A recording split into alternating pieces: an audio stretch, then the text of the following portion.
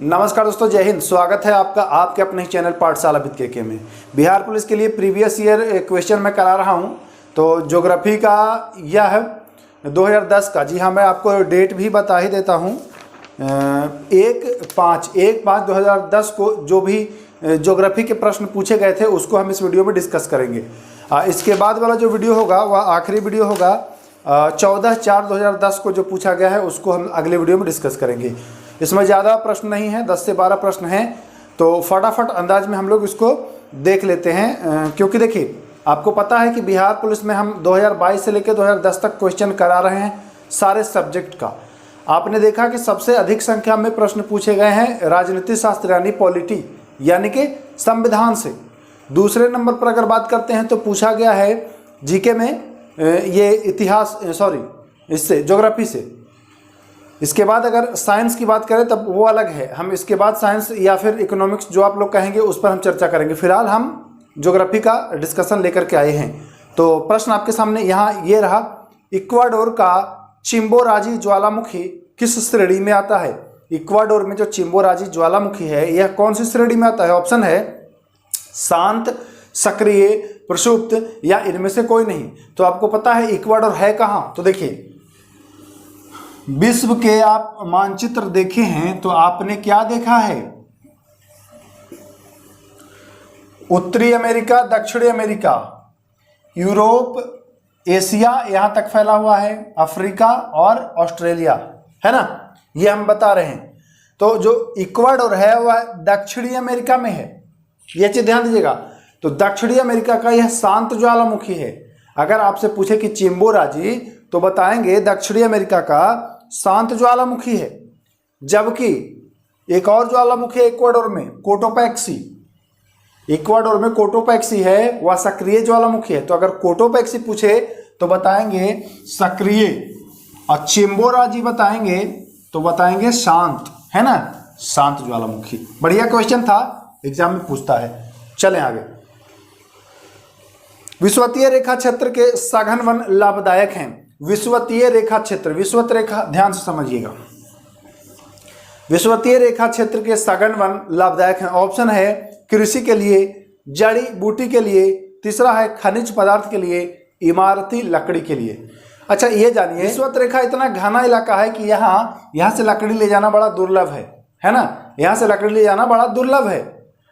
यहाँ जो प्रसिद्ध है लकड़ियां वह है जड़ी बूटी के लिए। जी हाँ, किसके लिए बच्चों?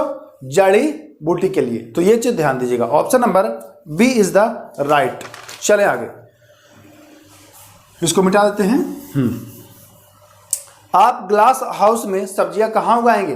ग्रीन हाउस में आप कहां सब्जियां उगाएंगे? तो देखिए, ये टुंड्रा प्रदेशों में उगाया जाता है। कहां उगाया जाता है? टुंड्रा प्रदेश। ग्रीन हाउस होता क्या है? सूर्य की किरणें आ तो जाती हैं, प्रकाश आ तो जाता है लेकिन निकल नहीं पाता है। तो ठंडे इलाकों में, बहुत ज़्यादा जहाँ ठंडा होता है वहाँ क्या किया जाता है कि थोड़ी बहुत भी सूर्य के प्रकाश अगर आ रही है तो उसको ऑब्जर्व करके और आप सब्जियां उगा सकते हैं, हरी सब्जियां या हरा पेड़ उगा सकते हैं। तो इसका जो राइट आंसर होगा वो हो जाएगा ऑप्शन नंबर डी, टुंड्रा प्रदेश। चलें आगे।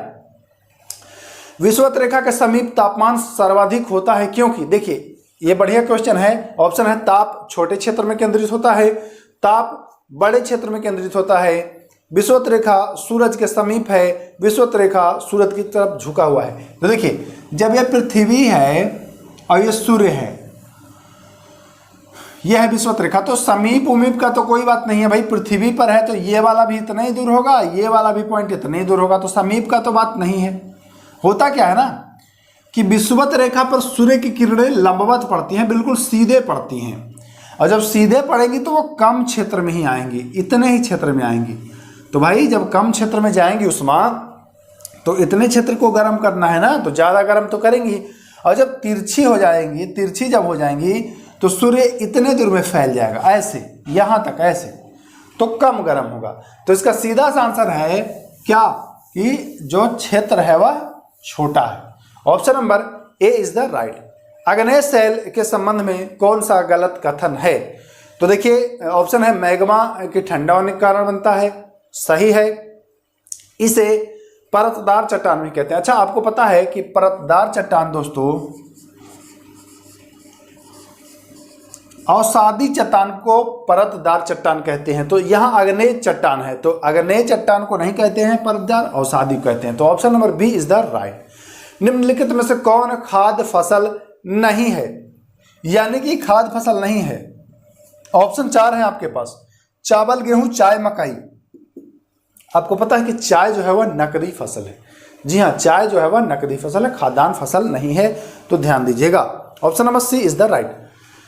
हाँ, अगला क्वेश्चन, जनगणना 2011 के अनुसार निम्न में से कौन सा राज्य में महिला साक्षरता दर सर्वाधिक है। तो देखिए, भारत की महिला साक्षरता दर की बात की जाए तो केरल जो है, यह महिला हो, पुरुष हो या ऑल हो, दोनों में नंबर 1 है। महिला साक्षरता 91.8 है, यहाँ 91.8। पुरुष साक्षरता लगभग 96% है। तो Kerala is the right answer, option number D सही है। लिग्नाइट किस प्रकार का कोयला है। लिग्नाइट जो है किस प्रकार का कोयला है भैया, उच्च है, निम्न है, मध्य है या सामान्य है। तो देखिए, एंथ्रासाइट, ठीक ना, पीट, लिग्नाइट, बिटुमिनस। सबसे नंबर 1 पर आता है एंथ्रासाइट, दूसरे नंबर पर आता है बिटुमिनस, तीसरे नंबर पर आता है लिग्नाइट और चौथे नंबर पर आता है पीट। पीट सबसे निम्न श्रेणी का कोयला है, ये उच्च श्रेणी का कोयला है, ये मध्यम श्रेणी का कोयला है। तो लिग्नाइट को भी आप निम्न श्रेणी में ही रखेंगे। लिग्नाइट में कार्बन की जो मात्रा है वह 60 से 70% के बीच होती है, ये भी ध्यान दीजिएगा, कभी एग्जाम में पूछ ना ले। तो जो हो जाएगा वह निम्न स्तर का कोयला हो जाएगा, ध्यान दीजिएगा। गेहूं किस जलवायु की फसल है। ऑप्शन है शीत, शुष्क, आर्द्र, शीतोष्ण। तो आपको पता है गेहूं जो है वह शीतोष्ण जलवायु का फसल है। गेहूं किसका है, शीतोष्ण जलवायु का फसल है। इंडियन कॉपर कॉरपोरेशन कहाँ स्थित है। ऑप्शन है माटीगाड़ा, राजदोह, घाटशिला और मैसागोड़ा। तो ये जो तांबा वाला है यह है घाटशिला में। Option number C, Indian Copper Corporation, Ghatshila is the right answer. अगला, निम्नलिखित में से कौन सा राज्य गेहूं के उत्पादन में प्रथम स्थान रहता है। देखिए, यहां पर प्रतिशत नहीं पूछा जा रहा है, गेहूं प्रतिशत नहीं। अगर प्रतिशत पूछा जाए तो बताएंगे पंजाब, कि सबसे ज्यादा प्रतिशत गेहूं का पंजाब में, लेकिन प्रतिशत नहीं पूछा गया है, मात्रा पूछा गया है, तो हो जाएगा उत्तर प्रदेश। गेहूं में उत्तर प्रदेश, ठीक, ध्यान रखिएगा, इंपॉर्टेंट है। वायुमंडल की वह परत जो पृथ्वी पर रेडियो प्रसारण के लिए उत्तरदायी है। वायुमंडल की कौन सी परत रेडियो प्रसारण के लिए उत्तरदायी है। ऑप्शन है क्षोभ मंडल, ओजोन मंडल, आयन मंडल और मध्य मंडल। तो आपको पता है कि रेडियो के लिए उत्तरदायी है आयन मंडल। कौन सा, आयन मंडल, ठीक ना। तो ion Mandal is the right. सबसे निचली परत वह है क्षोभ मंडल। क्या है भैया, क्षोभ मंडल। और सबसे बाहरी परत है बाह्य वायुमंडल, ठीक ना, ध्यान दीजिएगा, एक्सोस्फीयर जिसको कहते हैं। तो option number C is the right. अगला क्वेश्चन, दार्जिलिंग जिला किस राज्य का भाग है, वह है।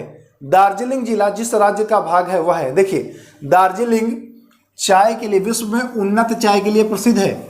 और यह जो दार्जिलिंग है दोस्तों, यह पश्चिम बंगाल में है। कहाँ में है, पश्चिम बंगाल में। और यहाँ हिल स्टेशन भी है।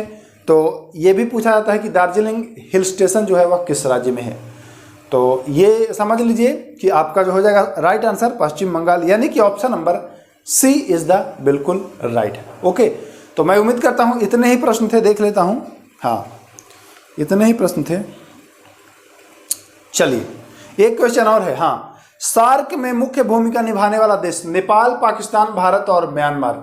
तो सार्क में मुख्य भूमिका निभाता है अपना ही भारत। कौन सा, भारत। तो ये भी ध्यान दीजिएगा। तो इतने ही क्वेश्चन थे दोस्तों जो कि बिहार पुलिस 2010 में पूछे गए थे, है ना, ज्योग्राफी के। एक वीडियो और आएगा ज्योग्राफी के, उसके बाद आप लोग कमेंट कर दीजिए कि किस सब्जेक्ट पर हम प्रीवियस ईयर क्वेश्चन लाएं। आपके कमेंट का बेसब्री से मैं इंतजार करूंगा। तो अब आपका ज़्यादा वक्त न लेते हुए हम वीडियो को यहीं समाप्त करते हैं। लेकिन समाप्त करने से पहले कुछ मैं आपको जानकारी देना चाहता हूं। एनसीईआरटी सार संग्रह का क्लास स्टार्ट हो चुका है। एनसीईआरटी सार संग्रह का क्लास स्टार्ट हो चुका है। हिस्ट्री, प्राचीन इतिहास में शुरू कर चुका हूं। अगर अभी तक नहीं देखा है आप लोगों ने तो जा करके देखें। क्योंकि सारे एग्जाम में वहां से प्रश्न आपको देखने को मिलता है एनसीईआरटी सार संग्रह से। तो आप लोग की भारी डिमांड पर मैं क्लास को शुरू कर चुका हूं। 4 वीडियो आपको मिल भी गया है, नहीं देखा है तो जाकर के देख लीजिए। प्लेलिस्ट भी बना हुआ है एनसीईआरटी सार संग्रह, है ना। तो फिर मिलेंगे। नमस्कार, जय हिंद।